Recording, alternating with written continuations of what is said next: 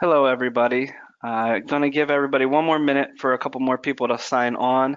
It looks like we are having more people sign on as I talk. So just give it 1 minute and I'll start the presentation. Thank you.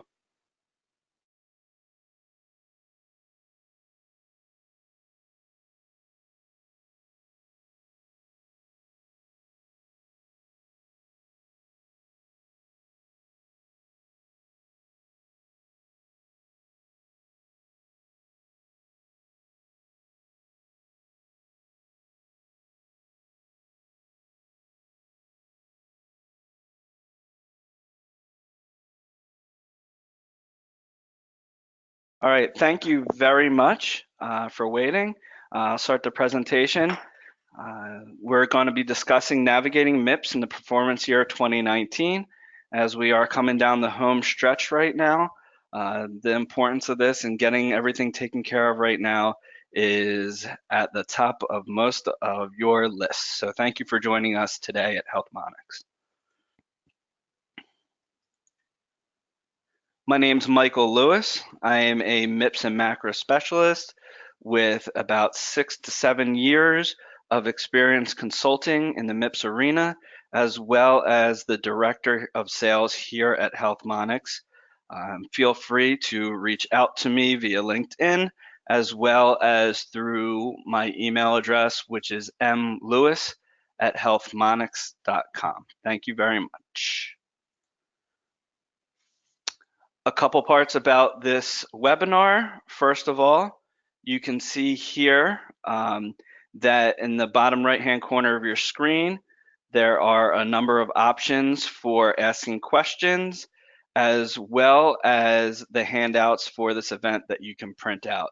So if you take a look at that, you can see that if you ask a question there in the screen in the bottom right, we will get to as many questions as we can at the end of this presentation. As well, if you'd like to follow along with the handouts, they are there for you. And as a special for webinar attendees that have not signed up for MIPS Pro already, we are offering a discount to everybody that signs up using the discount code HealthMonics Webinar 19. You will save $40 off of our Plus package this year.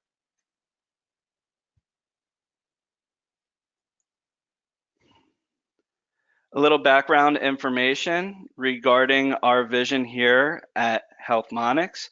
We are dedicated to bridging the gap between QI activities around key health system initiatives and revenue improvement.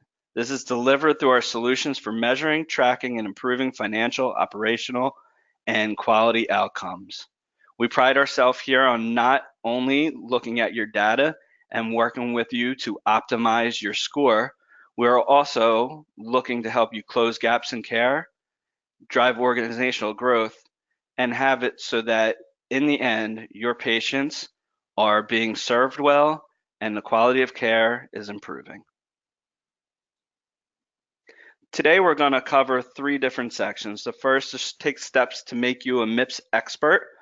As I say here, take the steps. Not everybody's going to be a MIPS expert right away, but that's why you have a partner like us to help you. Number 2 is determine how you will report to CMS. And 3, discover how MIPS Pro will help you lead you to your success. First off, new in 2019, there are more eligible clinician types than ever before. New for the QPP year 3, which is this year, physical therapists, occupational therapists, as well as psychologists, speech language pathologists, audiologists, and dietitian nutrition professionals. All of these specialties we have here at HealthMonics. We have built special programs for you to work with you to help you navigate in year 1. As well as we have helped physicians, physician assistants, nurse practitioners, clinical nurse specialists, and certified registered nurse anesthetists for the last 12 years, helping them report for these programs. There are also some eligibility exemptions in 2019. Newly enrolled in Medicare, so if this is your first year in Medicare, you do not need to report MIPS. If you fall under the low volume threshold, which is $90,000 in Medicare Part B, or 200 Medicare Part B patients, or 200 covered professional services, you do not have to report. However, you can opt in if you meet any one of those three categories. And also, advanced APM participation will make you not eligible to reporting MIPS in 2019. So as I mentioned with the opting in, starting this year, clinicians or groups may opt into MIPS if they meet one or two, but not all of the low volume threshold criteria.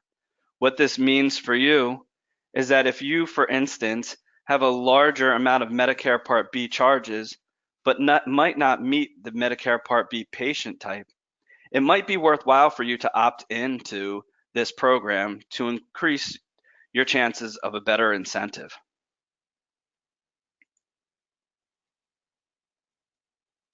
There are also benefits to group reporting in 2019. Like in past years, group reporting helps potential for increasing your investment, as well as reducing the administrative burden. There are a number of ways that works. All clinicians under the TIM will receive the same score based on performance, as well as those who perform very well can actually still receive above the group score and can receive their personal score without hurting the group score. On top of that, with only 6 measures needed for group reporting, you can use a specialist or someone that might see a certain patient base that can help you get a better score just by reporting a small minority of your patients. If you take a look at the graph on the right-hand side, you can see the average size group individuals reporting for MIPS. This is an actual group that has worked with us in the previous year, showing what the vendor costs as well as what their total incentive will be at a very low estimated 1.88%. That's what it was in 2018 reporting. For this year, we expect those who do perform very well to be above 3%. You can see by adding the whole tin how much their incentive went up. And this is something that we could work with you and do a cost benefit analysis for your specific location. The revenue at stake in 2019 also is moving up. As I stated on the previous screen, while in 2018 it was below 2% for your top performers, in 2019 the revenue at stake moves up well above the 3% that I mentioned, and even as you move forward it goes up above 10%. The reason this is one, there's going to be less people that are doing well. As promoting interoperability and cost become harder and more relevant, those who do well will get a larger percentage of the increase.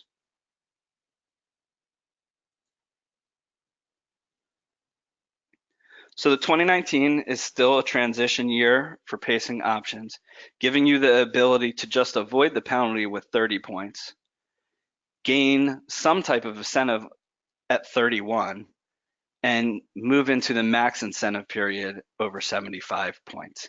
And we'll get into the points in a couple minutes. So we're taking a look at the performance category weights that we have here on the screen. Cost, 15%, and that will continue to grow as years go through, where it will be even with the promoting interoperability in the next 3 years. We have improvement activities, which is also 15%. As mentioned, the promoting interoperability at 25% and quality at 45%. And we'll go over each one of these categories in the next couple slides. So the first one is the 45% that's available under quality reporting requirement basics. You need to report on 6 measures. You must have 1 outcome measure or a high priority measure if an outcome is not available in your specialty or within your system or your patient base. You need to report data on at least 60% of all patients seen in 2019.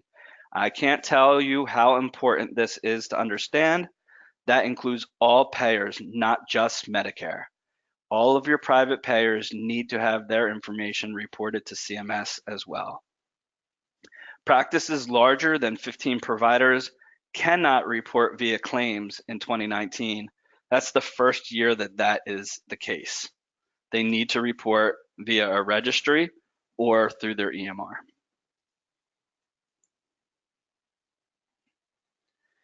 So how does MIPS Pro help you report quality? We have multiple ways that we work with a lot of your vendors. We support all MIPS CQMs, ECQMs, and other QCDR measures that are built specifically for your specialties. We have the ability to customize spreadsheets to industry files. You can upload your QRDA1 files. You can give us your CCDAs or any of your billing files, and we'll be able to drag that into our system and give you the results immediately. We also have direct integrations with many of the top EMRs that are out there, as well as some of the smaller specialty EMRs. So feel free to reach out to us or look on our webpage so you can see who we work with and how we can help you integrate the data from your system into ours to make reporting easy. Now let's take a look at what it looks like inside our screen. When you're looking at your quality reports, you can see here we have a number of measures in the system, and we're showing you where you are compared to your decile. So in this instance here, this client, this provider has the flu vaccine, and they are only receiving 4 points. Based on this, you can see it will not take much more effort to move up and gather more points just from this measure. So this is an area that helps you reach your gaps in care, understand what needs to be improved, and provide background information to either your medical assistants, your front desk staff, or your individual providers if you're an administrator to help improve your outcomes. We also have here the ability to report on as many measures as you want. Within our system, we have over 230 measures that are available for you, and we do not minimize the number that you can look at or track throughout the year.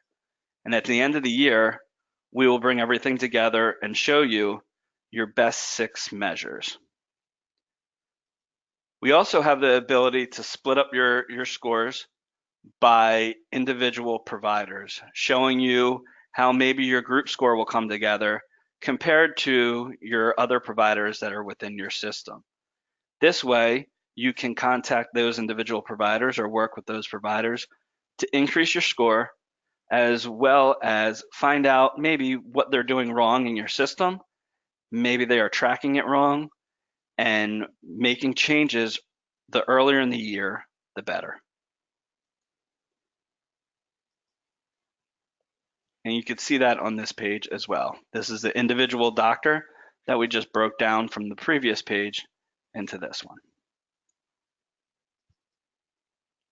Once again, you could take a look here. We actually break it down into your actual points compared to predicted points and show you your top 6 measures that are available to you to report to CMS with. This allows you to take a look at what your scores would be if more than 60% of your data is entered into the system, as well as if if you've reached the 20 patient minimum for each measure. Then we break it down to individual visits, giving you the opportunity to take a look at a system that will show you which measures each patient is doing well with and what they are not, giving you the opportunity to take a look at what is missing and make sure that it is documented within your system, your EMR, or within your patient chart, what needs to be asked of that patient at a future visit. We also do provide you with ways to help improve your patient outcomes, working with our Catalyst system. We show you how you may and what next steps would be for helping this patient when it comes to making your quality scores where you want them to be.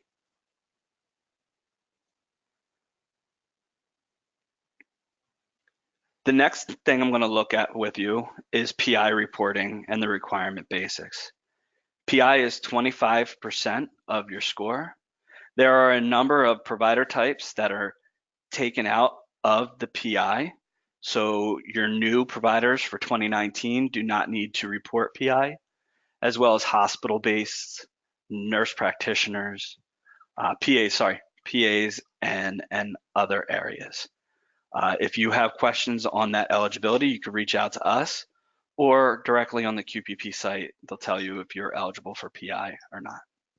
There's a 90-day minimum reporting period. So the last possible day to start this data would have been earlier last week, giving you the opportunity to finish on December 31st with 90 days. However, don't fret. Most of the information has already been started with inside your 2015 certified EHR technology, which in this year is required. This year is also the first year that performance-based scoring is new. What this means is that no longer do you get full credit for finishing at 80% of a measure. You will only receive points based upon where your percentage is. This predicted will bring down scores drastically in 2019 in this. So if you perform well, you will be among the few.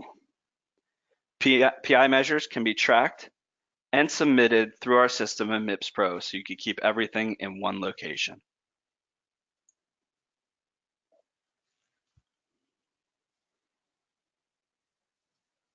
So here are the exemptions that I was mentioning earlier: physician assistants and nurse practitioners, as well as most of our new types of providers that are in the system.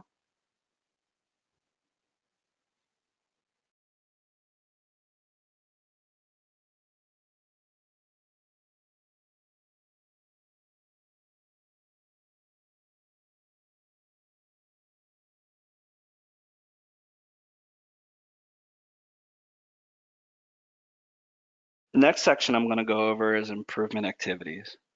I like to say improvement activities is 15 points you cannot pass by. Those 15 points are usually pretty simple for most of my offices that I work with. There's a 90-day reporting minimum. So if you started in the beginning of the month of October, you have the ability to do that. Within our system, there's more than 100 improvement activities available. So finding 2 or 1 based on the size of your practice, as well as the weight of those measures, can be easily found.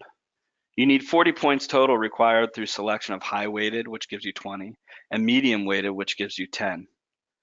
With the 20 point, with small non-patient facing clinicians, as well as small practices, rural, HPSAs, you are looking at only needing 20 points. So that would just be 1 high weighted activity or 2 medium weighted activities. By small practices, I mean practices of 15 or less.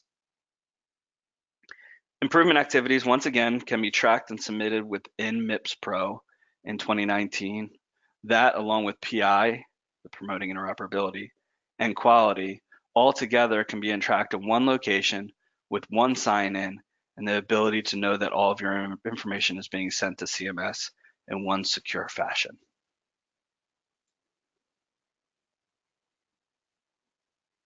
The next part is cost.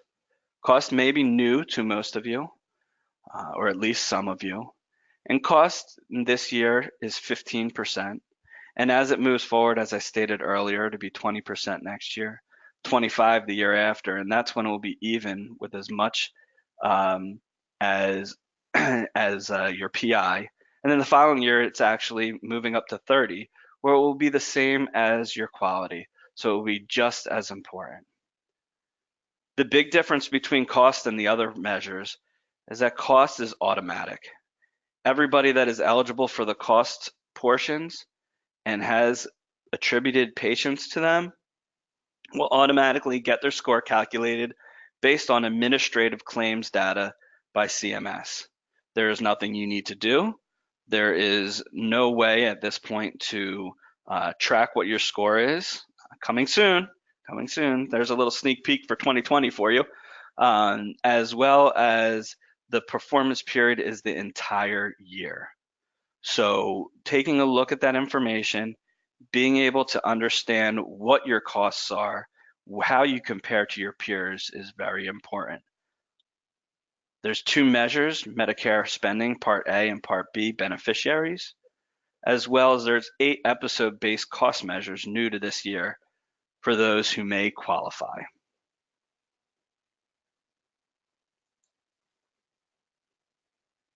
So how are we going to help you? Not only do we give you real-time scoring updates, but it is also easy to read, as you were able to see, allows timely decisions, and we're able to help you close your gaps in care. All of our MIPS categories are available within our system to give you one easy to look at location to report MIPS in 2019. We also have experts on staff here. I like to say the best support team in the country to help you validate the information, know what you're submitting, and help you from creating common costly mistakes. We have 100% stateside support. So when you call, you're talking to our friendly team here in Pennsylvania, right outside of Philadelphia, and you are going to be able to get the answers along with having a team next to you that is looking out for your individual success. We have year-round reporting. January 1st of 2020, our system will be up and ready to roll. You'll be able to look at your scores right away. You'll be able to track your improvement. You'll be able to do a lot of things that you cannot do through your EMR or through claims data and through some other vendors. And one thing that we specialize in is integrating your data. Our plan is to help make this the easiest on you as possible. And we'll help you by working with your EMR, working with your practice management system, as well as billing companies and other forms of data that we're able to get through spreadsheets to make sure that reporting is simplified for you and your staff so you can concentrate on what you're doing best, and that is taking care of your patients. So I got through this a bit quick, and I want to make sure that if you guys have questions, you put the questions in. Feel free to contact us at the information given below, as well as if you're ready to sign up once again, we do have our discount code, HealthMonix Webinar 19. Make sure you write that down and you get signed up as soon as possible so we could have our support team here help you get where you need to go. I'm going to pause for a minute as I look at some of the questions that have come in and give you guys time to ask a couple questions. Thank you.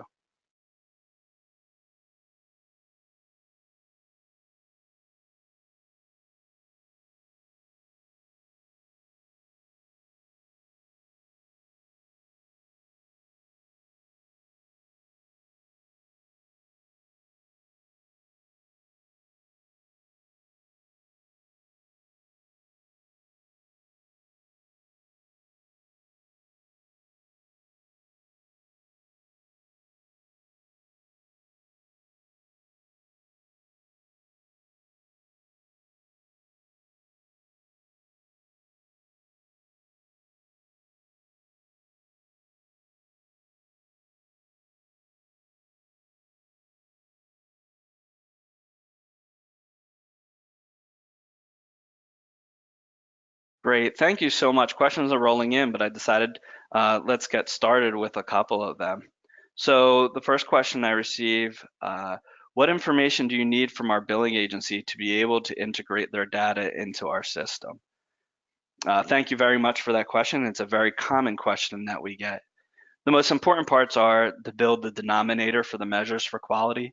We're going to need the patient demographic information, as well as the visit information, including the patient's name, date of birth, date of service, the provider's name, and their gender is the minimum that we need for those requirements.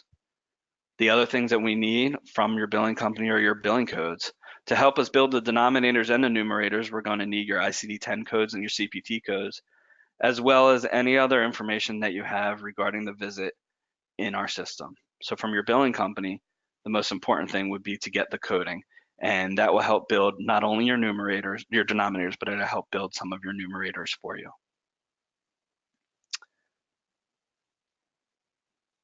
Is data transmitted through via the EHR or through the billing system? Well, it matters, to be honest with you.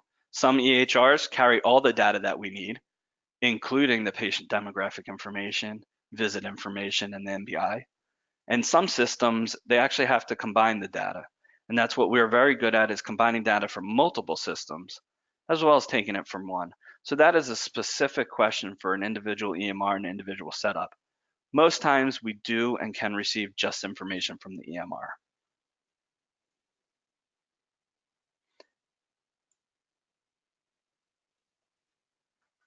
The next question I had is, how do we report improvement activities?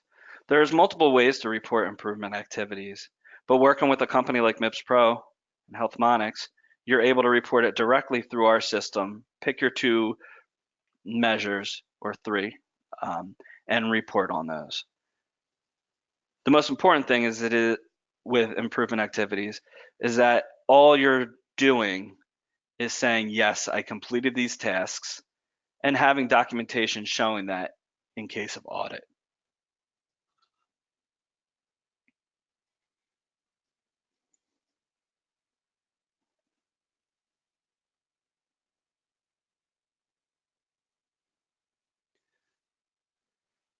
So I had another question about PI and the exemptions for PI.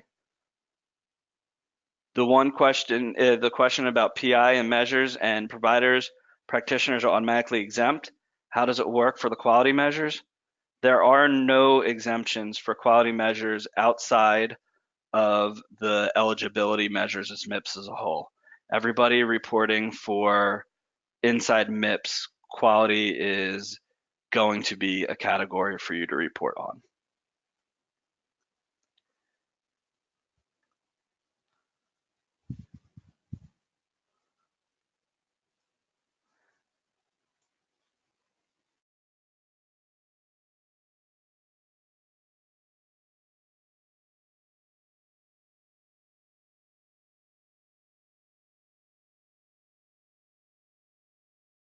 There are a couple other questions that were asked, and I will get back to them. They are individual questions about their individual status, and we'll get back to you through email. So anybody that has a question on here, you'll be reached out to today by myself or one of my teammates to give you your answer needed. I know this was quick. We got it done in a half hour. I'll stay on a couple more minutes, but please feel free to reach out to us for any questions. But if I have another question that comes up that relates to everybody, I will pop back on.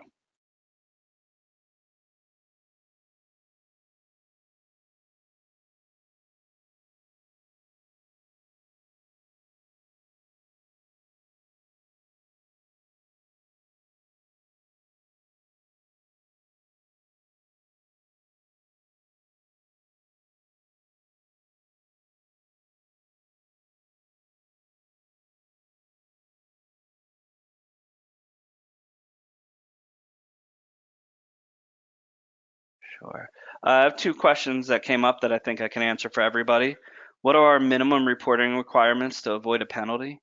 So you need 30 points as stated before to avoid the penalty this year. And the easiest way to do that if you're a small practice is to report on your improvement activities, 1, and 2, you need to report on quality measures for 6 quality measures and only 1 patient each. If you do that, that will give you above the minimum threshold of 30 points.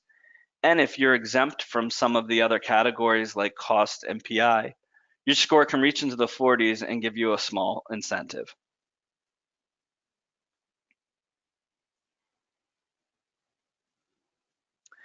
Another question, if you are facility-based providers and you bill under a facility MPI and not an individual MPI, do you need to report MIPS performance?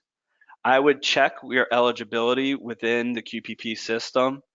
That's at qpp.cms.gov or through healthmonics.com. You'll be able to track it there as well.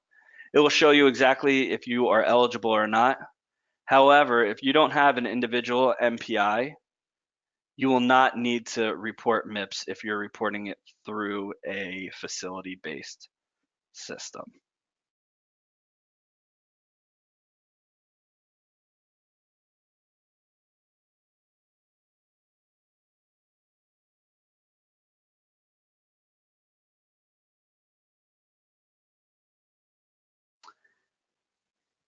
Another question, what happens if you cannot report on 60% of all of your patients for the year?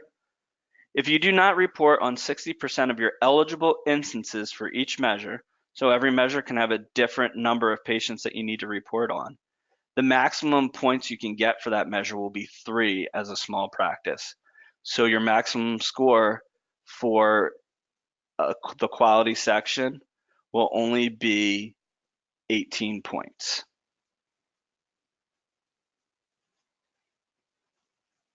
Someone asked to repeat the small practice reporting.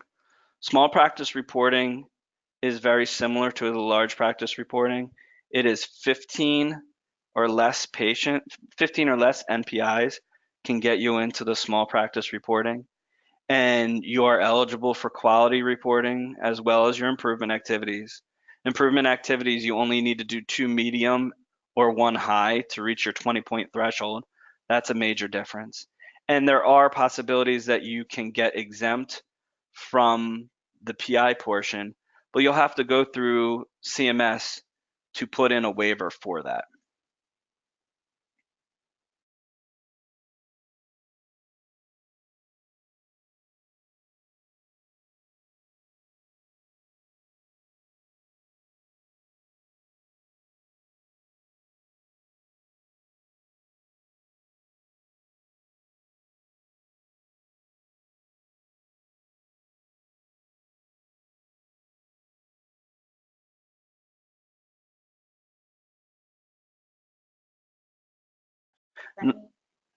Another question is, can you get the end-to-end reporting bonus and quality for each measure, or is it 1 point for it?